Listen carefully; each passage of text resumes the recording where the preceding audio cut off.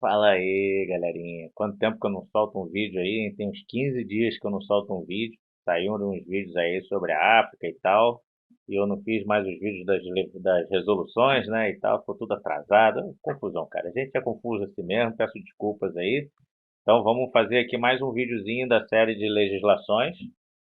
E hoje sobre o que a gente vai falar? Bom, seguindo lá a sequência, né, seria o vídeo 3, mas um monte de gente me mandou mensagem pelo WhatsApp, pelo próprio YouTube e tal. Pô, gente, fala logo da 743, vai ajudar mais gente, está todo mundo esperando 743, então atendendo a pedidos, vou fazer primeiro o vídeo 4, depois o vídeo 3, beleza? E esse daí, como é um assunto mega polêmico, vai demorar, esse vai ser um vídeo comprido e tal. Eu vou fazer isso tomando cerveja. Espero que vocês não retirem a credibilidade das minhas interpretações, só porque eu estou tomando uma cervejinha. E hoje eu estou tomando aqui num copo de cristal Danúbio, ou cristal Poços de Caldas, ou Celita e também. Não sei de onde veio esse cristal aqui não, mas é um dos melhores copos para tomar cerveja, né? Então é isso aí, galera. Hoje vamos falar aqui, peraí.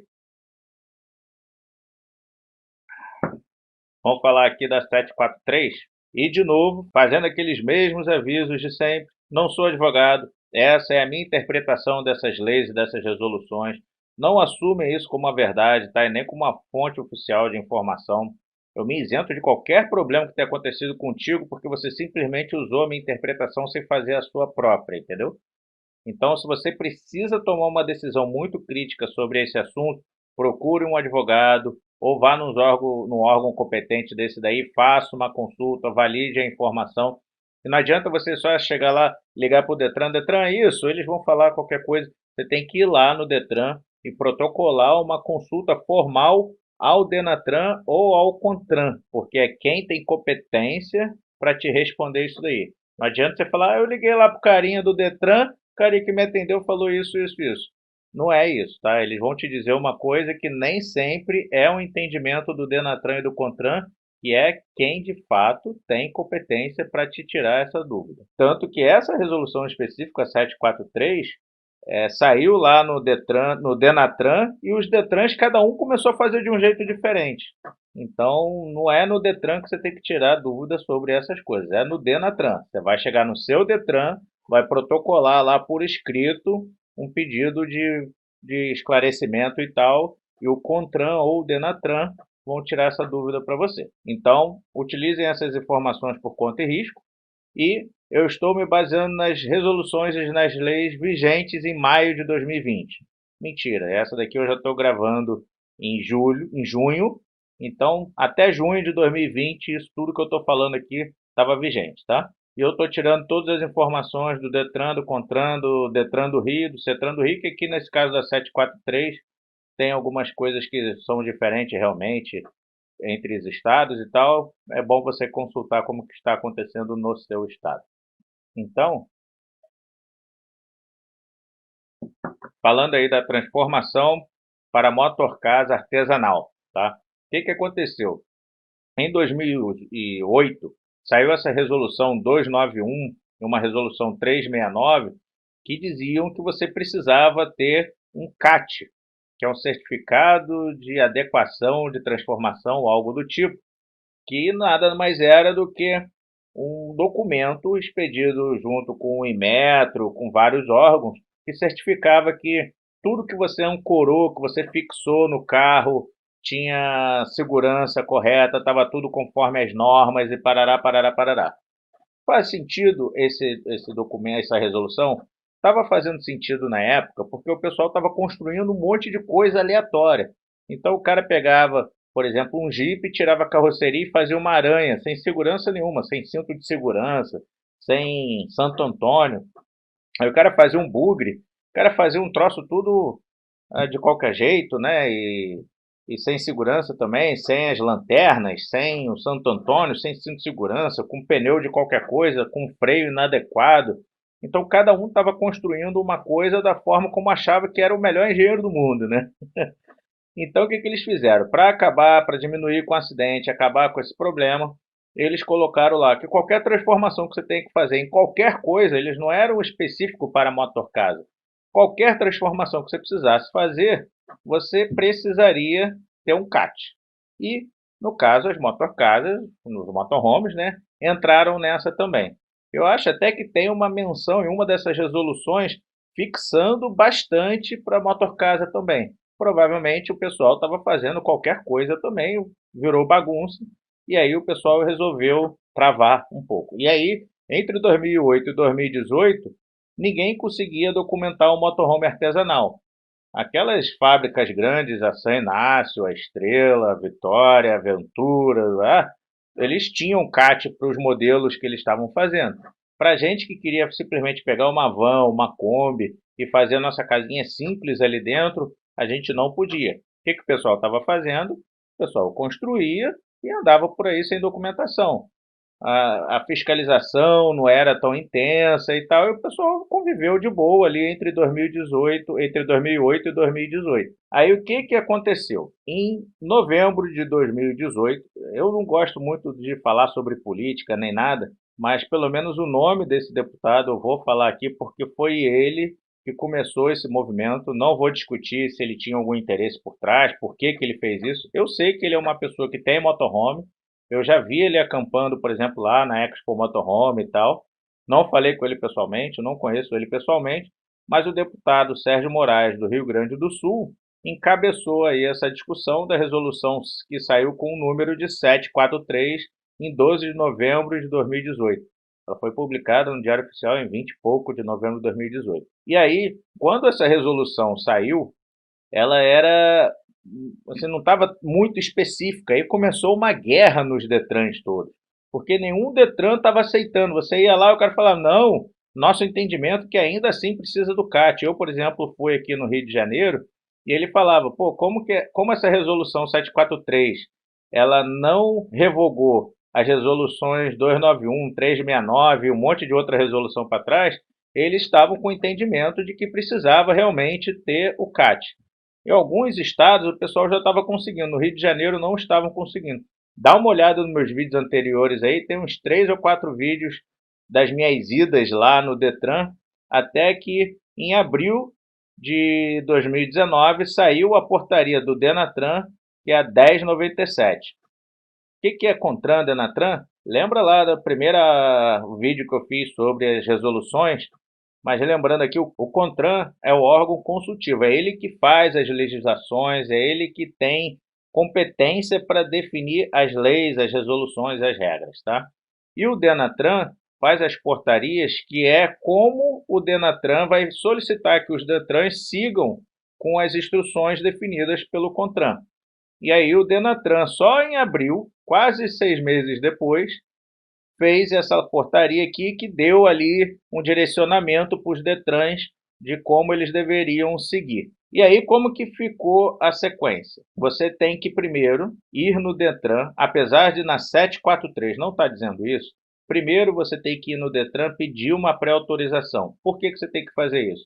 Como a 743 não revogou as resoluções anteriores, nas resoluções anteriores dizem que você, antes de fazer qualquer transformação, você tem que pedir uma pré-autorização. Então você, no caso do Rio de Janeiro, hoje em dia está assim, tranquilão. Você liga para o Detran e vai lá no item 7 lá da URA, né? Que é transformação, e você fala, quero uma senha de pré-autorização para transformação para o motorcasa artesanal. E a pessoa vai te dar um número lá, que deve ter uns 12, 15 dígitos, sei lá quantos tem. Eu pedi para o meu foi difícil, mas depois que eu consegui fazer essa briga toda que está nos vídeos anteriores, a galera que me ligou, Gi, como que você fez? Tarará, eu dei o caminho das pedras, o cara falou, cara, eu não gastei mais do que 2 minutos. No máximo, a pessoa teve que falar, olha, é de acordo com a resolução 743. Aí a pessoa, tá, já sei. Aí ia lá e dava o número. Aí, uma vez que você pegou essa pré-autorização aqui, você, no caso do Rio de Janeiro, eu não sei como que isso acontece nos outros estados, no caso do Rio de Janeiro, você tem 60 dias para fazer a modificação. Uma vez que você faça todas as modificações que você tem que fazer, aí você vai no Inmetro fazer a homologação compulsória, que eles chamam. Lá, eles vão olhar uma série de coisas, galera. Eles vão olhar se tem coisa solta. A gente vai passar por várias coisas dessas aqui, tá? Mas eles vão olhar uma série, eles vão fazer teste realmente no seu carro. Vão sacudir seu carro, vão fazer uma inspeção visual. Os caras vão fazer uma série de coisas lá. É bem interessante o teste no Inmetro. Os caras não estão fazendo de bobeira, tá? legal que os caras estão fazendo e está fazendo sentido em, vamos dizer, esse 80% das coisas, 90% das coisas que eles estão fazendo. Uma vez que você for aprovado no Inmetro, você vai ganhar o CSV, que é o Certificado de Segurança Veicular ou algo desse tipo. E aí, com este documento, você vai no Detran de novo, aí você tem que ir fisicamente, e aí você vai levar seu carro para fazer uma vistoria do Detran, igual aquela que aqui no Rio de Janeiro tinha que fazer todo ano, que agora nem todos os carros precisam fazer, e aí você vai ter o CRLV, que é o licenciamento do veículo. E aí lá nesse licenciamento já vai sair com o nome Motor Casa, como eu já vou mostrar mais para frente. Este é o passo a passo como você tem que fazer. Vamos lá agora em um detalhe primeiro aqui. O que está acontecendo? Muitos Inmetros, no final o que aconteceu é que a maior responsabilidade caiu no colo do Inmetro. Por quê? Se o Inmetro não pegar ali que você deixou uma coisa solta dentro do carro ou mal fixado e você sofreu um acidente, esse objeto se mover e causar um acidente com vítima fatal e tal, aí a justiça, sei lá quem, pode ir em cima do Inmetro e falar, pô, você não homologou esse carro aqui, ó, tinha um móvel solto, tinha um fogão, uma geladeira solta dentro do carro, quando esse carro bateu, esse objeto foi projetado e matou uma pessoa. E aí, por isso que o Inmetro está muito chato com esse tipo de coisa, porque toda a responsabilidade pode cair em cima dele. No final, a batata quente caiu no colo do Inmetro. E aí, o que o Inmetro está fazendo? Ó, galera, eu vou ser o mais conservador de todos. Já que caiu a batata quente no meu colo, serei conservador. Então, aqui no Inmetro do Rio, por exemplo, tem muito relato de que o pessoal não está aceitando que você coloque placa solar, que você coloque climatizador, que você não pode colocar nada assim, muito estruturado dentro do carro que o pessoal do Inmetro já está encrencando, pelo menos é o que eu soube aqui no Rio de Janeiro. Por exemplo, outra coisa, galera, aqui no Rio de Janeiro, por exemplo, você só tem 2 unidades credenciadas do Inmetro que podem fazer essa homologação para a motorcasa. Você vê credenciado do Inmetro para tudo quanto é lugar, mas a maioria delas é só para kit gás, é só para uma redução de banco, é só para fazer uma coisinha ou outra assim. Para fazer transformação para motorcasa, aqui no Rio de Janeiro só tem 2. Então, antes de você começar a fazer a sua, pesquise no seu estado. Acho que você consegue entrar no site do Inmetro e pesquisar por tipo de serviço quais são as credenciadas, tá? Aqui no Rio só tem 2, uma em Barra Mansa e outra em Valença. E aí, o que é a minha sugestão? Antes de você fazer a sua transformação, vai lá bater um papo com o engenheiro responsável por esse tipo de serviço no Inmetro que você vai procurar. Por quê? Ele vai falar, olha, cuidado com isso daqui. Ele vai te dar mais ou menos um caminho das pedras do que ele está sendo mais criterioso, tá? E aí, outra coisa interessante, que o Inmetro é uma entidade federal. Então, não quer dizer que você precise ir no Inmetro do seu estado. Às vezes, você mora ali na fronteira com o outro estado e logo no outro estado, ali pertinho de você, já tem uma unidade que está homologada para fazer essa vistoria. E aí, o que você vai fazer? Você vai no Inmetro desse outro estado, como ele é federal, o documento emitido por esse vale para o Detran do seu estado. O Detran, sim, é estadual, você tem que ir no do seu estado, tá bom? Mas aí, o que estava acontecendo? O que a galera está fazendo é o seguinte, tá? Que eu acho que é um pouco errado, mas é a única saída muitas das vezes. A galera pega um veículo, faz um isolamento térmico, bota uma caminha, que não necessariamente é definitiva, bota um móvelzinho ali, que não necessariamente é o definitivo, vai lá no Inmetro, homologa, vai no Detran, sai com o documento motorcasa, desfaz tudo isso e aí constrói um motorhome com tudo que você imaginar. Com teto solar, com placa solar, com tudo. O que acontece, galera? Na resolução que a gente vai ver, está até aqui, ó, qualquer transformação ou modificação, você tem que fazer essa homologação de novo. Então, se você depois botou placa solar, você fez qualquer modificação no seu carro, no seu motorhome, necessariamente você deveria ir lá de novo no Inmetro. Por quê? O que eles fazem? Quando você homologa, ele tira foto de todo o seu veículo, por baixo, por cima, de dentro, de tudo. E ele diz lá, tinha placa solar, não tinha placa solar, tinha janela, não tinha janela, ele registra tudo.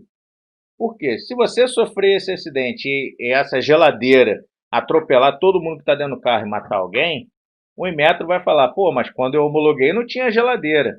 E aí você é total responsável por você ter colocado uma geladeira lá e não ter homologado a fixação dessa geladeira no Inmetro. Então, nessa hora, o Inmetro vai se resguardar porque ele vai ter foto do seu carro. Inclusive, se em algum momento o teu carro for apreendido e tiver alguma fiscalização e tal, eu vou mostrar aqui mais na frente das penalidades, eles podem te multar porque você fez novas modificações no carro e você não foi lá homologar essas modificações. Isso, galera, eu estou sendo assim, preto no branco ali, seguindo à risca a resolução, tá? Mas o que eu sei que na prática todo mundo faz uma caminha de nada, um armáriozinho de nada, vai lá, transforma para motorhome, aí uma vez que está com o documento na mão, o cara, pô, beleza, agora posso fazer o que eu quiser porque o meu documento já é motorhome. É o jeitinho brasileiro, né, galera? Não é o certo, mas é como a galera faz. Eu entendo essas pessoas porque realmente não tem muito o que fazer, tá? Porque os Inmetros estão extremamente rigorosos. Se você botou uma placa solar, o cara já não quer mais homologar seu motorhome porque você botou uma placa solar. E não é porque está dizendo que não pode carga fora do carro. Isso daí a gente vai falar sobre isso. É porque o cara acha que aquilo ali não está bem fixado, ele não quer correr o risco de um dia aquilo ali causar um acidente e ele ter homologado aquilo ali. Mas vamos lá, vamos falar aqui, entrar na interpretação da resolução aqui, tá? Bom, falando da 743, no artigo 1º ele está falando lá, que estabelece os requisitos para transformação para motorcasa ou modificação para motorcasa, tá? Então, qualquer coisa que você tenha, se você for transformar no produto final for um motorcasa, aí você tem que seguir essa resolução aqui. E ele coloca aqui, para efeitos dessa resolução aqui, as definições de motorcasa, camper, trailer, aí tem PBT, não sei o que, tem um monte de coisa aqui que eu coloquei no asterisco. Galera, ele, para essa resolução, é sobre motorcasa. Se você quiser estudar sobre camper, a resolução é 346, não é a 743, tá ok? Para trailer é uma outra resolução, não tem nada a ver com essa daqui também. Aqui estamos falando motorcasa, que é uma carroceria fechada, que ela não é rebocada, ela não é intercambiável e tal. É motorcasa. Todo mundo sabe o que é um motorhome, né? A diferença entre camper e trailer e motorhome. Esse parágrafo aqui foi um que ficou meio confuso, que a galera, antes da portaria 1097, ainda não estava entendendo que, de fato, o CAT tinha sido eliminado da necessidade. Mas está dizendo aqui que toda modificação ou transformação para motorcar deve ser precedida apenas pelo CSV, tá? Quando eu li esse apenas aqui, foi uma das coisas que eu usei para falar, galera, não tem mais o CAT, é só o CSV, eu só preciso no Inmetro. Aí a pessoa vai lá na 292 e não sei o que fala, como isso daqui não está revogando explicitamente a 292, aí você tem que ter um pouquinho de conhecimento jurídico ali, porque eu não sei o nome bonito, porque eu não sou advogado, sou engenheiro, né? Mas quando tem uma resolução ou uma legislação conflitante com uma anterior, vale a mais nova. Eu esqueci o nome, é o princípio do não sei o que aí, que tem aqueles negócios do direito lá, né? Mas como rolou um conflito entre as resoluções anteriores e a 743, vale o que a 743 está dizendo. E aqui diz que é apenas o CSV. Só com isso daqui os DETRANs já deveriam aceitar, mas antes da portaria 1097, isso daqui não estava tendo validade. Hoje em dia acho que já não tem mais problema nenhum em nenhum estado. Coloca aí nos comentários aí se o seu estado ainda está com problema para fazer essa homologação. Acho que hoje em dia todos os estados já foram. Alguns demoraram mais, mas acho que hoje todos estão ok já. Bom, primeira coisa é o seguinte, esse item aqui não está falando isso explicitamente, mas os Inmetro eles estão seguindo isso à risca. A modificação, para fazer a modificação, você tem que respeitar os pesos e a capacidade previstos pelo fabricante do veículo. Ou seja, as dimensões também, né? Pesos e dimensões. O que isso daqui está dizendo? Se o seu carro tinha tanto de tamanho, você não pode aumentar ele para os lados, não pode aumentar ele para frente e para trás, não pode subir. Muita gente quer pegar uma Kombi e levantar o teto, ou pegar um ônibus e levantar o teto. Isso daqui, se você fizer isso daí, você vai precisar ter um CAT para isso. Porque você não pode mexer na estrutura física do veículo. Então, você não pode sair recortando ele todo, você não pode aumentar para cima, para os lados, você não pode mudar a suspensão, levantar, rebaixar, nada disso você pode fazer, tá? A resolução 743 ela é específica para quando você vai montar só dentro do habitáculo do veículo, tá? Você não pode fazer nada, teoricamente, por fora. E o segundo item aqui, que é muito importante, esse daqui, então, o Inmetro bate nele assim com tudo, que diz que não podem existir equipamentos, acessórios ou objetos soltos dentro do habitáculo do veículo, justamente por apresentarem riscos de lesões para os ocupantes. Então, assim, todos os armários têm que ter tranca, a geladeira tem que ter tranca, a tampa do fogão tem que ter tranca. Se você não tiver tampa do fogão, for aqueles cooktop, você tem que fazer uma tampa ali com tranca, com imã, com alguma coisa. Os queimadores não podem ficar soltos, tá? O ralo da sua pia tem que ser aquele ralo que você aperta e ele trava, ou então você vai ter que tirar o ralo dali para poder viajar. Você não pode. O meu, por exemplo, o meu motorhome tem ali do lado aquele imã perto da pia, onde você prende lá os talheres que estão secando, faca, não sei o quê. Enquanto eu estou estacionado, beleza, aquilo está ali. Mas na hora que eu for viajar, eu tenho que tirar tudo daquilo ali e guardar nas gavetas. Não pode ter nada solto dentro do carro, tá? Não pode ter aquela planta que está no cantinho ali. Ah, mas aqui nunca cai. Não importa. Se você sofrer um acidente e bater ou tiver uma frenagem brusca, aquele vaso de planta pode ir lá na sua cabeça. Então, não pode ter nenhum equipamento, acessório, objetos soltos, objetos em geral, tá? Não pode ter roupa, não pode ter mala, não pode ter sapato. O certo é não ter nada. Outra coisa, galera, que não pode faltar no seu carro é o seguinte: se você tem uma geladeira, atrás da geladeira tem que ter ventilação para a geladeira. Se você tem um bujão de gás no recipiente ali dentro do armário, ali, de preferência bem atrás do bujão de gás, você tem que ter uma ventilação. Se você tem um aquecedor daqueles de passagem, você tem que ter duas ventilações para o aquecedor de passagem. Um ali na lateral dele, onde ele tem umas aletas ali de ventilação, e outra aonde tem a chaminé do seu aquecedor. E essa chaminé, ela tem que ser o ponto mais alto do aquecedor. Então, se o seu aquecedor está aqui, a chaminé tem que estar em cima. Você tem que fazer o furo aqui, ou mais para o alto, ou para cima. Você não pode fazer a boca fazendo assim para baixo, porque o ar quente que está aqui, a fumaça, ela vai sempre tentar subir.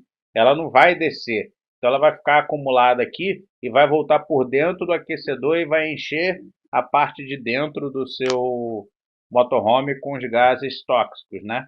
Então, no caso do aquecedor, você tem que ter a chaminé dele tem que estar a saída para fora do carro tem que estar mais alta e sem fazer sifão, vamos dizer assim, tem que estar mais alta do que o aquecedor. E na lateral aqui do aquecedor para fora do carro tem que ter uma outra ventilação. Isso daí é uma coisa que o Inmetro vai exigir de você também. Eu só quero que você guarde aqui que ele sabe a definição de equipamentos e acessórios, tá? Eu vou usar isso daqui depois, guarda isso. Quando ele está falando de equipamentos e acessórios, é diferente de carga. Só quero que você guarde isso daí, depois eu vou explicar por quê. Mas objetos soltos, estamos falando de carga também, tá? Você não pode ter nenhuma carga solta dentro do habitáculo. E você também não pode ter nada, nenhum objeto, acessório ou equipamento que atrapalhe o campo de visibilidade à frente do condutor ou os retrovisores. Ou seja, se o seu carro ficou mais largo aqui atrás do habitáculo, né? Você tem que prolongar o retrovisor para você conseguir ver lá atrás. Se você vai colocar a cortininha na frente, a cortina ela não pode ficar ali no meio, emboladinha, ela tem que sumir. Você não pode ter nada que atrapalhe a visão ali do para-brisa e nem dos retrovisores, tá? Você não pode ter nada na frente da visão ali. E outra coisa aí, já artigo 4º aqui, é que nos documentos que você vai passar a ter, né, que é o CRV e o CRLV, tem que ter lá no campo de observações a lotação, o PBT e o CMT. O CMT é a capacidade máxima de tração, o quanto que você pode puxar, que isso daqui vai ser igual ao PBT ou superior. O interessante, galera, se você vai rebocar algum carro lá atrás, você tem que tomar muito cuidado para que no seu CMT seja um valor acima do PBT.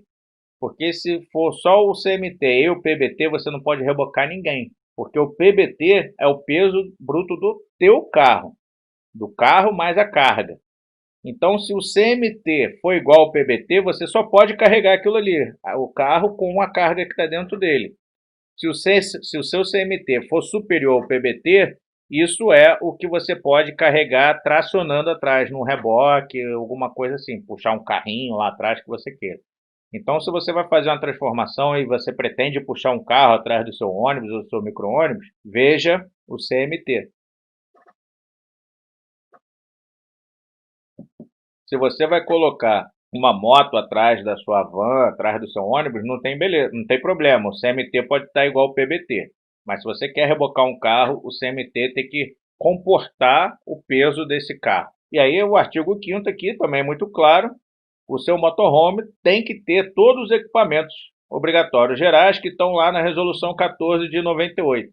A gente já falou sobre ela rapidamente, alguns itens, quando está falando, acho que do tacógrafo e tal, dos vídeos passados.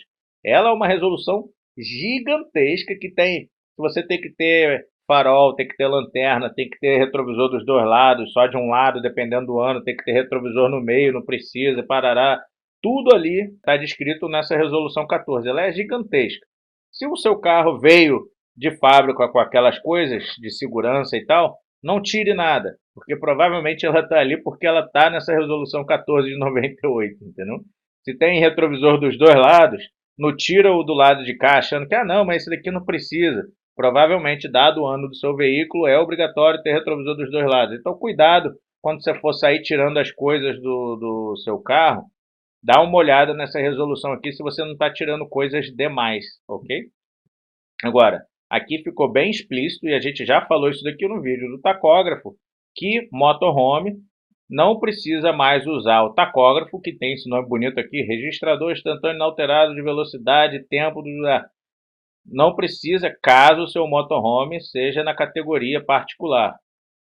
Gente, o que significa isso? Pô, dá uma olhada lá no vídeo do tacógrafo, que eu não vou repetir isso tudo de novo, não. Tá? É o vídeo anterior, aí, o vídeo 2. Outra questão aqui que muita gente já me ligou e eu nunca tinha pesquisado muito. Hoje eu fiquei aqui, sei lá, pelo menos umas 3 horas pesquisando só esse item aqui, que são aquelas faixas reflectivas. Sabe, aquela que tem vermelho e branco? Então, isso está descrito na resolução 416 e na 445, dependendo do tamanho do seu veículo, se é de carga, se é ônibus, se não é ônibus e tal. O que está dizendo aqui, galera? Que para motorhome, esse foi o meu entendimento, fiquei até com um pouco de dúvida, mas esse é o meu entendimento, tá? O que ele está dizendo aqui é que não importa o seu motorhome foi feito em qual veículo, se foi feito no ônibus, no micro-ônibus, ou num caminhão, ou numa van, seja lá onde você montou o seu motorhome, você vai considerar as faixas reflectivas para ônibus e micro-ônibus, dependendo do PBT e do tamanho. O que significa isso? Se você fez dentro de um caminhão grande de mais de 9 metros, você vai seguir a 445 que fala sobre os ônibus. Se você fez num carro de 7 metros ou menos e tal, você vai seguir no de micro-ônibus, que é a 416. Aí, galera, na boa, eu vou mostrar para você a bagunça que... Não é bagunça, é porque essa resolução é de 2012. Aí em 2013 teve modificação, em 2015 teve modificação, em 2018 teve modificação, sei lá, essa resolução sofre quase que uma modificação a cada 2 anos. Então essa daqui, para você ter ideia, é 416, que fala lá de requisitos de segurança, e ela tem vários anexos aqui, tá vendo como está dizendo aqui, que aí fala estrutura, banco, cinto de segurança, parará, parará, parará, e no anexo 9 ela fala do dispositivo reflectivo. Na 445, que está aqui em algum lugar, está aqui, ó, ela fala a mesma coisa, tem vários negócios lá no anexo 9, fala lá dos reflectivos também. E aí, o anexo 9 é esse daqui, ele diz lá sobre como são as faixas e tal, aí o tamanho da faixa, onde que tem que ter, diâmetro e luminosidade, não é? No final, ele diz aqui vou pular um pedaço aqui, já volto mais ali para frente, que ele tem que, sei lá, tem que ter um selo do Inmetro, ou os antigos está lá aprovado Denatran, esses aprovados Denatran vão estar válidos até o momento que ele perca lá a luminosidade, aderência, não sei o quê, mas enquanto ele ainda está colado bonitinho, você pode continuar com esse aprovado Denatran, e se você for substituir, tem que ter o selo do Inmetro. E aonde que você vai colar? Aí ele diz aqui os tamanhos, tudo direitinho, e aonde você vai colar vai depender aqui. Nesse caso aqui eu abri a 416, que é de micro-ônibus, e aí ele diz aqui, ó, se for o comprimento até 7,4 metros, você vai colar aqui, ele diz tudo. Se for acima de 7,4, você vai colar aqui. E aí, se fosse ônibus lá da categoria M3, aí você tem aqui a outra da 445, né, que é mais ou menos a mesma coisa, só que ele fala lá, até 9 metros é assim que você faz, acima de 9 metros é assim que você faz. E aí o que você vai fazer é o seguinte, se o seu for um caminhão, você vai mais ou menos seguir isso daqui para o caminhão, tá? Por quê? Porque aqui na resolução ele está dizendo que você vai seguir, independente de qual tipo que você tem, aplicável ao ônibus e ao micro-ônibus de acordo com o PBT e o comprimento. Esquece a quantidade de passageiro e tal, mas você vai ter que seguir a 416 ou a 445, dependendo se é ônibus ou micro-ônibus, beleza?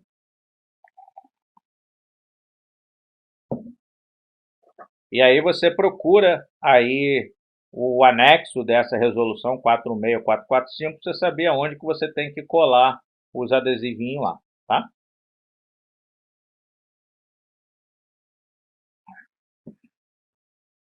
Outra coisa é o seguinte, galera. O pessoal fala muito sobre aumento e redução de passageiros no motorhome. A redução de passageiros é bem simples de fazer. Em alguns estados, eles vão pedir no Inmetro que você leve uma nota fiscal de redução de banco. Em outros estados, você não precisa levar essa nota fiscal. Em alguns estados, você tem que primeiro fazer a redução da quantidade de passageiros, depois você faz a transformação para motorhome. Em outros estados, você faz a redução e a transformação num único movimento lá na hora da homologação. Por isso que eu falo que você tem que antes ir no Inmetro do que você vai utilizar, para dizer, para saber lá como que eles vão querer fazer, em duas levas, em uma leva só. Aqui no Rio de Janeiro, eu soube que as pessoas tiveram que primeiro reduzir a quantidade de passageiro para depois fazer a transformação para motorhome. Em São Paulo, se eu não me engano, e em Brasília, o pessoal fez no movimento só. Então varia de estado para estado. Isso para fazer redução, tá? Agora, para você aumentar a quantidade de passageiros, aí isso é bem complicado, galera. Por quê? Porque tem uma resolução, que é, eu acho que é essa 48 aqui de 98, que diz que para você fixar qualquer cinto de segurança, para você fazer qualquer movimento de banco, tipo assim, eu vou tirar o banco daqui e vou colocar mais para o lado, você teoricamente precisa de um CAT para isso. Por quê? Faz sentido isso, galera. Porque não é você chegar e botar um parafusinho qualquer no assoalho de ACM ou de MDF e falar que seu cinto de segurança é aquele ali. Ele não funciona. Você está só se enganando. Então tem que ter segurança realmente no ponto onde você vai fixar o cinto de segurança, onde você vai fixar o assento. Não é fazer um banquinho de madeira mequetrefe, botar um cinto de segurança amarrado com bambu, com esparadrapo e falar que agora, beleza, tenho 3 passageiros, 4 passageiros e tal. O pessoal fala muito daquele banco cama de Kombi, que aquilo ali não tem segurança para você carregar um passageiro ali. E você não tem muito onde fixar os cintos de segurança para carregar um passageiro ali. Então, 99% dos estados que eu soube, assim, que eu conversei com o pessoal, o banco cama das Kombis não estão sendo aceitos para colocar passageiros formalmente ali com cinto de segurança. O que muita gente está fazendo? A galera pega lá e bota a fileira de banco original ali da Kombi, né? Porque tem motorista e passageiro, e tem muita Kombi que logo depois vem mais um banco ali. Aí o cara homologa a Kombi com esses dois da frente, mais essa fileira de trás, bota para 5 pessoas, e aí depois tira esse banco dali, essa fileira, bota aquele banco cama, bota o cinto de segurança adaptado em algum lugar e fica quietinho como se aquele lá fosse o banco homologado. Tá errado, galera. Muita gente faz isso e está se dando bem, mas não é correto, né? Mas é a saída que a galera está arrumando. Mas aumentar a quantidade de passageiro não rola. Então muita gente fala assim, pô, Reginho, eu queria um furgão igual o seu, mas eu queria botar para 5 pessoas. Fala, ó, você vai se encrespar com isso daí. É melhor você ter o custo adicional de comprar uma van de passageiros e usar os bancos originais da van de passageiro, deixar mais 3 ou 2 bancos ali atrás e fechar as janelas e tal, com ACM e tal, e deixar esses 3 bancos originais e homologar com eles para 5 pessoas, né, que aí nesse caso você está reduzindo a quantidade para 5 pessoas, do que comprar um furgão que é para 3 pessoas e falar que você vai botar mais 2 bancos para 5 pessoas. É muito mais difícil. Pode ser que você consiga? Pode ser que você consiga. Mas, via de regra, não conheço nenhum Inmetro que vá homologar esse banco que você inventou ali, tá bom? Você pode fazer bancos aleatórios espalhados dentro do seu carro, só que sem cinto de segurança, sem nada, e você vai homologar aquilo ali como sendo um banco que vai ser utilizado somente com veículo estacionado, não é para carregar passageiro. E aí esse artigo 6º aqui, que não está falando isso explicitamente, mas essa resolução aqui, 48, fala sobre isso. Todos os ocupantes têm que estar devidamente alocados em assentos equipados com cinto de segurança. Você não pode botar o cara lá na sua dinette, o cara lá deitado na cama, tá? Inclusive eu vou mostrar na parte das penalidades, diz lá que você pode tomar a multa se tiver uma pessoa lá atrás andando no motorhome enquanto o veículo está em movimento. Este daqui, vou até tomar mais um gole de cerveja porque esse daqui é polêmico. Este artigo 7º aqui, ele é um dos artigos que mais está gerando polêmica na questão do relacionamento com o Inmetro. O que está acontecendo? Como eu falei, a batata quente caiu 100% no colo do Inmetro. Aí aqui, o artigo 7º falou o seguinte, está vedado o transporte de cargas e bagagens nas partes externas do motorcasa, inclusive sobre o teto. O que isso daqui quer dizer na minha interpretação? Você não pode botar aquele bagageiro em cima do carro, do motorhome, e amarrar lá a cadeira de praia, prancha, bicicleta, até aquele negócio da Tulio lá que o pessoal tem, que bota tipo um maleteiro em cima do carro, nem aquilo está permitido para a motorcasa. Aí, qual é a confusão que está gerando? Galera, na minha interpretação, isso daqui é carga e bagagem. Tá? Você não pode botar mala, você não pode botar uma prancha, você não pode botar uma bicicleta, você não pode botar o step lá em cima, você não pode botar esse tipo de coisa que você amarra, que você consiga botar e tirar a qualquer momento. Agora, para mim, placa solar, climatizador, clarabóia, nada disso, um rack que seja fixo, tipo aqueles, né, o pessoal ficar em pé lá em cima, nada disso é carga e bagagem, galera. Isso daí é aquilo que eu tinha falado para vocês guardarem o nomezinho lá de trás. São equipamentos, acessórios, tá? Então, placa celular é um equipamento, um acessório. Clarabóia, equipamento, um acessório. Então, essas coisas que ficam fixadas, estão corretamente fixadas. É lógico, se você colou a sua placa solar com cuspe ali em cima, com aquele arroz que você amassava para fazer pipa, tu tá de brincadeira, né? Você não fixou a sua placa solar lá. Agora, se você foi lá, botou um monte de parafuso inox, chumbou na lataria do carro e tal, ele não é mais carga e bagagem, né, galera? Você não está amarrando com tie-up, você não está amarrando com corda, com extensor, com fita de catraca. Você não está amarrando as coisas lá, você chumbou isso na lataria do carro. Isso não é carga e bagagem, isso é acessório, é equipamento. Então, muita gente está confundindo. O pessoal fala, pô, agora eu não posso mais botar placa solar em cima da minha Kombi? Pode. O que você não pode colocar é aquele, o pessoal colocava aquele bagageiro em cima do carro, gigantesco em cima da Kombi, aquele bagageiro enorme, aí colocava lá um monte de cadeira de praia, não sei o que, amarrava com barbante e fazia merda no meio do caminho. Isso realmente não pode mais. Mas a sua placa solar, então pode, né, galera? E aí o que, que aconteceu com os Inmetros? Alguns Inmetros, eles não estão aceitando você colocar a placa solar e tal em cima, mas não é por causa disso daqui não. É porque você está fazendo modificações externas. Mas não quer dizer porque eles estão considerando que isso é uma carga e bagagem. Se for isso, você briga com o cara lá porque ele está falando besteira. A placa solar é equipamento. Carga e bagagem é você não pode colocar um bagageiro ali em cima. Carregar uma prancha, uma bicicleta ali em cima não pode. Inclusive, logo abaixo do artigo 7º, ele tem um parágrafo único que ele fala lá: bicicletas, ciclomotores, motocicletas e parará poderão ser transportados no suporte específico lá na parte traseira, desde que respeite lá o balanço traseiro máximo permitido com a resolução 210. O que é essa resolução 210? A gente vai falar, ia falar isso no vídeo 3, mas pulou o vídeo 3, né? Tem lá, você tem que pegar o entre-eixo aí, a distância do centro de roda dianteiro para o centro de roda traseiro, você vê com essa distância.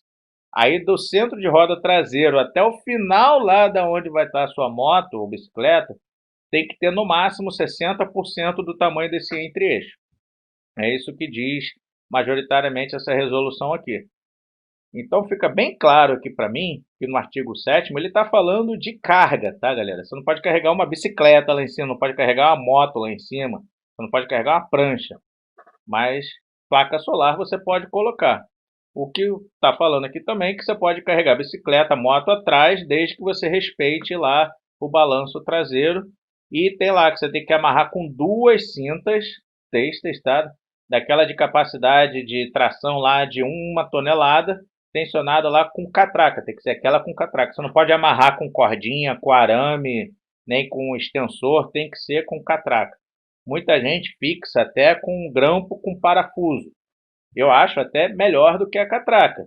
Mas se eu fosse você, eu colocaria o grampo lá com parafuso e tudo e uma fitinha de catraca lá para passar na fiscalização, entendeu? Bom, e a outra coisa que diz aqui é que se seu motorhome for tracionar um reboque, um semi-reboque, ou um trailer ou um veículo de passeio, você só pode rebocar uma coisa, você não pode fazer um trenzinho, tipo rebocar um trailer e atrás do trailer um carro de passeio. Você só pode rebocar uma coisa atrás, né? E você não pode rebocar com ninguém dentro do veículo rebocado. Então, se você estiver puxando um carro de passeio, um bugrezinho e tal, não pode ir ninguém no bugre. Tem que ir todo mundo no carro da frente. E toda a sinalização do veículo da frente tem que estar sendo replicado lá atrás do veículo rebocado. Eu fazia muito isso com Jeep Willys. Eu tinha um Jeep Willys, eu rebocava na minha caminhonete, eu prendia lá no tow bar, né? E aí eu tinha uma placa de luz, eu peguei uma tábua, aí coloquei 2 sinalizações ali atrás, e aí vinha um fio com aquela tomada de reboque, né? E eu plugava lá no pino-bola, lá naquela tomadinha do pino-bola, e aí quando eu pisava no freio, acendia lá atrás, quando eu ligava a seta, acendia lá atrás e tal. Isso daí é simples de fazer, às vezes dá mau contato e tal, é chatinho, mas é uma das coisas obrigatórias que você tem que ter, se você for rebocar alguém. E lembre-se, se você for rebocar alguma coisa, cuidado com o CMT que tem que ser superior ao PBT do teu carro. Vamos falar aqui das penalidades, só porque ele esclarece algumas coisas lá que a gente estava falando. Então, a habilitação, a gente já falou amplamente sobre isso daqui. Vê lá o primeiro vídeo sobre CNH, que está no artigo 143 do CTB, né, do Código de Trânsito. Tá? O artigo 10 aqui, ele fala que o não cumprimento de algumas coisas que estão nessa resolução vão ser aplicadas sanções que estão previstas no CTB. Aí, lá tem vários, deve ter uns 300 artigos só de multa. Tá? Aí a primeira fala lá da habilitação, a segunda fala que em circulação você vai ser multado se algum dos passageiros não estiver sentado. Ou seja, se tiver, enquanto o motorhome está andando, alguém lá atrás fazendo um sanduichinho ou lavando louça, vai tomar multa. Se tiver gente no veículo que está sendo rebocado lá atrás, que eu falei, vai sofrer multa. Se você fizer alguma modificação ou transformação que não foi homologada lá, você vai ter multa também. Ou se você tiver um motorhome e ele não estiver documentado como motorhome, você vai tomar multa também. E essa multa eu acho que é 200 e tanto, quase R$ 300, tá bom?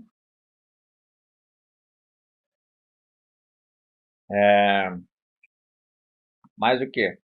Tem um monte de coisa aqui, depois você dá uma olhada aqui com calma nesse videozinho aqui, vai pausando e olhando, mas tem várias coisas aqui que você pode ser multado, tá? Aqui, ó, se você estiver transportando carga ou bagagem na parte externa, tem um monte de coisa aqui que você vai falar, que pode ter aqui. Bom, e aí vamos para a portaria 1097, que é a portaria que esclareceu muita coisa, salvou muita coisa e abriu um pouco a mente lá dos Detrans, né? Na portaria 1097 eles colocaram uma frase que foi extremamente importante para a gente convencer os Detrans que a gente não precisava mais do CAT. Porque aqui ele está dizendo, né, que estabelece as regras e tal, que é do Denatran, lembra? Esse daqui é do executivo, né? O CONTRAN é consultivo, o Denatran é executivo. Ele executa as resoluções criadas pelo CONTRAN. E aí ele criou, o Denatran criou essa portaria, e aí ela disse aqui que a necessidade de procedimento de registro parará para motorcasa sem a necessidade de emissão do CAT, que é Certificado de Adequação à Lei de Trânsito. E aí isso daqui que facilitou a gente brigar com os Detrans. E aí no artigo 2º é uma coisa aqui que é interessante de ver. Os Detrans, tá? O órgão executivo dos estados, né, que é o Detran e do Distrito Federal, eles vão usar código genérico para marca, modelo e versão, conforme essa tabelinha aqui. Então, o que, que quer dizer? No meu caso, tá lá Mercedes-Benz Sprinter, não sei o que. Não vai ser mais Mercedes-Benz Sprinter. Vai ser Motor Casa Caminhão, tá?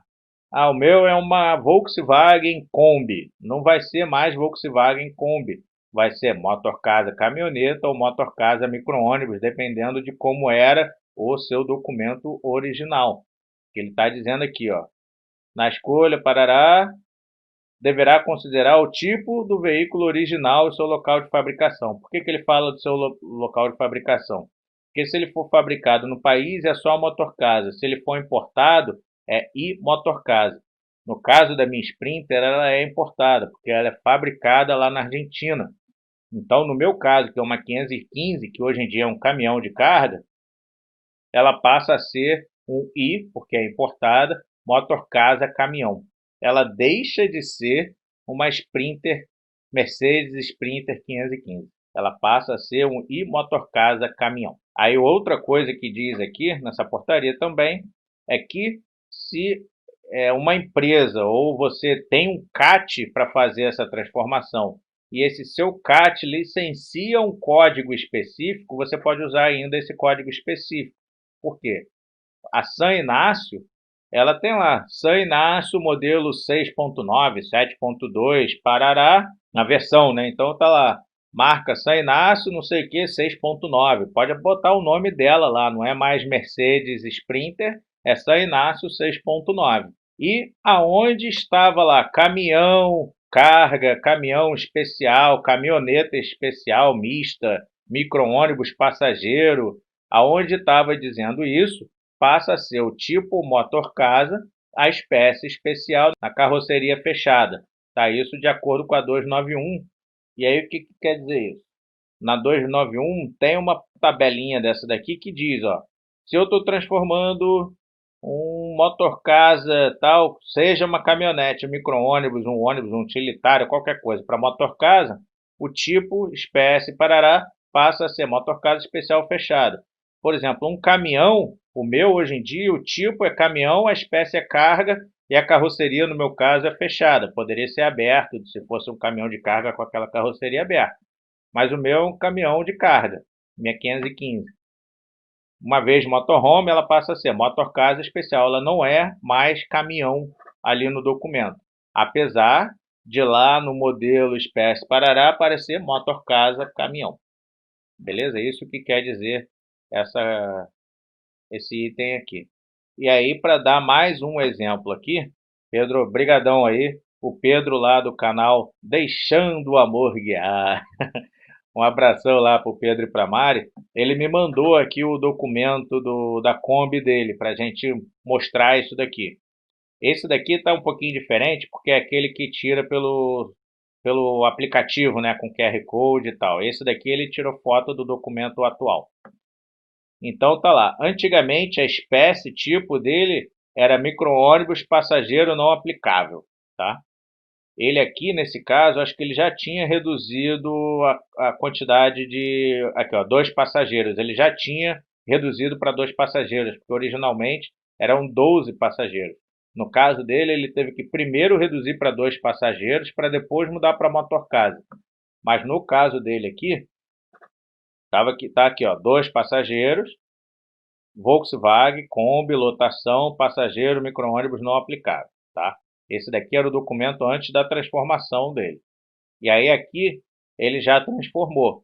Então, ó, aonde estava lá marca, modelo, Volkswagen, Kombi, passou para motor, casa, caminhoneta.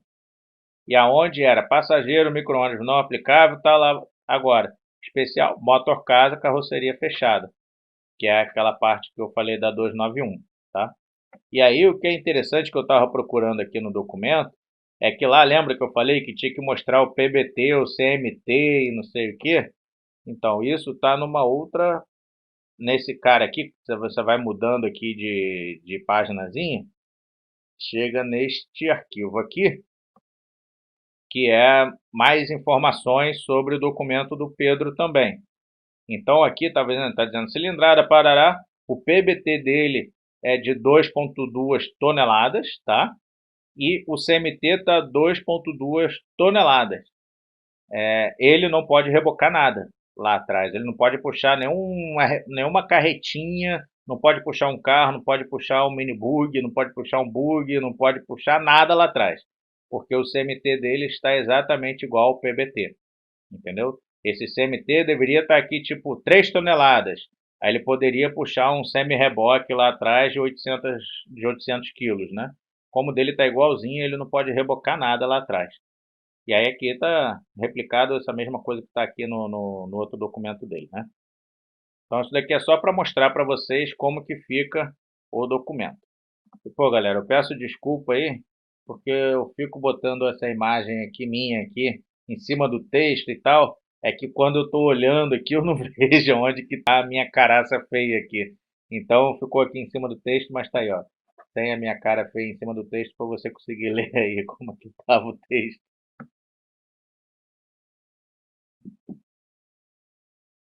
Bom, então acho que isso era o que eu tinha para falar hoje. Ah, vamos lá. Alteração do número de passageiros, eu já falei. IPVA. IPVA, galera, é o seguinte. Vamos falar rapidamente sobre IPVA. Olhando aqui o documento do Pedro. Eu tinha visto aqui o dele, calma aí. No documento do Pedro, tá aqui, ó, tá vendo? Faixa IPVA. Aí tem esse número aqui. Isso daqui é o código FIPE, pelo que eu entendi. Então você vai lá no código do FIPE, procura isso daqui e você vai ver qual é o veículo que está lá no código FIPE. O que acontece? Que muita gente tomou sustos homéricos agora, quando foi pagar o IPVA de 2020. Por exemplo, aqui no Rio, um caminhão ele tem 1% do valor de IPVA.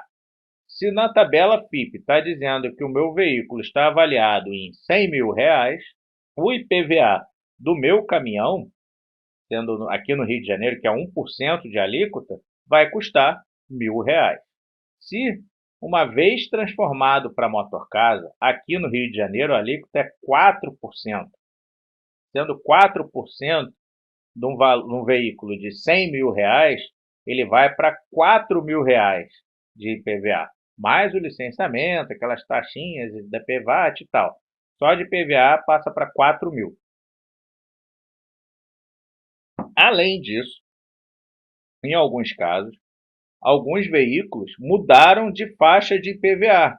Isso daqui é uma coisa interessante de você olhar lá, tá?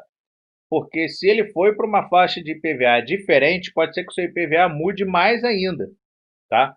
Ele pode ter ido para uma faixa de IPVA de um carro mais novo, pode ter ido para uma faixa de IPVA de um carro mais caro. Então você tem que prestar muita atenção se a faixa de IPVA do seu carro não mudou. A alíquota provavelmente vai mudar.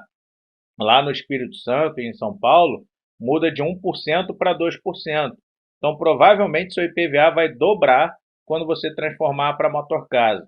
Aqui no Rio de Janeiro, dependendo do seu veículo original, pode ficar 4 vezes mais caro. Então, muita gente está tomando susto com a questão do IPVA, tá? Então, uma coisa que você tem que tomar muito cuidado, antes de você homologar, dá uma olhada nessa faixa de IPVA aqui. Depois que você homologar o carro, na hora que você estiver documentando no Detran lá, garanta que ele vai pelo menos ficar na mesma faixa de IPVA. A alíquota vai mudar de 1% para 2% ou de 1% para 4%, mas se mudar a faixa de IPVA ele pode ficar muito mais caro. Pode ser que você dê sorte, que ele jogue por uma faixa de IPVA bem mais barata, mas dificilmente isso acontece, né? Se eles mudarem a faixa, eles provavelmente vão jogar para uma faixa bem mais cara. Então, falando sobre IPVA rapidamente, para a gente fechar aqui o assunto desse vídeo de hoje, é isso. O IPVA é sempre uma alíquota da tabela de referência que é a FIP. Então você olha ali qual é o código do seu carro na FIP. Na FIP você pode procurar pelo código ou você consegue procurar pelo modelo, marca, ano e tal do seu carro. E aí você sabe que é 1% do valor, no caso de caminhão, ônibus, utilitários, acho que é 1%. Carro de passeio e tal, são 4% aqui no Rio de Janeiro, dependendo do estado é 2%.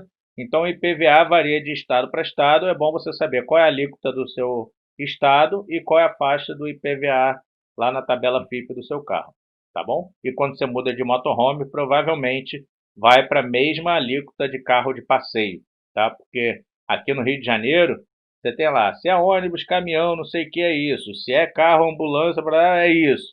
Se é veículo de passeio e os demais, ou seja, motorcasa, eles consideram 4%. Então dá uma olhada no site do Detran do seu estado e você vai saber qual é a alíquota do seu estado. Então é isso, galera. É o que eu tinha para falar hoje. Ainda falta fazer o vídeo 3 e o vídeo 5. Então começa a colocar aí nos comentários qual que você quer ver primeiro, o vídeo 3 ou o vídeo 5. Faixas reflectivas, acabou que eu falei para o caso de motorhome, eu falei aqui no vídeo 4. Não, quando eu estiver falando lá do vídeo 5, eu vou falar ali provavelmente sobre os demais veículos, para quem ainda não homologou para motorhome e já quer viajar, já quer andar com carro por aí. Beleza? Então, galera, é isso daí. Novamente falando, galera, eu não sou advogado. Eu sou um engenheiro curioso que gosto de... Não, eu não gosto muito, mas eu acabo fazendo ler as resoluções e as legislações. O que acontece muito na internet que eu acho horrível? As pessoas assumem meias verdades, meio verdade. As pessoas não leem e saem inventando coisa. E aí a outra que não entendeu direito muda mais ainda a informação e fala uma besteira maior ainda. Então, galera, olha a resolução e tire as suas próprias conclusões. Ah, Gi, eu não sei aonde eu acho a resolução. Eu botei o texto da resolução aí para você. Em vez de você ouvir meu blá blá blá e ficar olhando para minha cara chata, você vai lá, pausa o vídeo, lê a resolução que eu coloquei na tela para você e tire a sua conclusão. E se você depois ouviu o que eu falei e você discordou, coloca aí no comentário. Eu adoro conversar sobre essas coisas. Galera, minha garganta está seca. A cerveja já está acabando, já esquentou. Mas melhor a cerveja quente do que a garganta seca, né?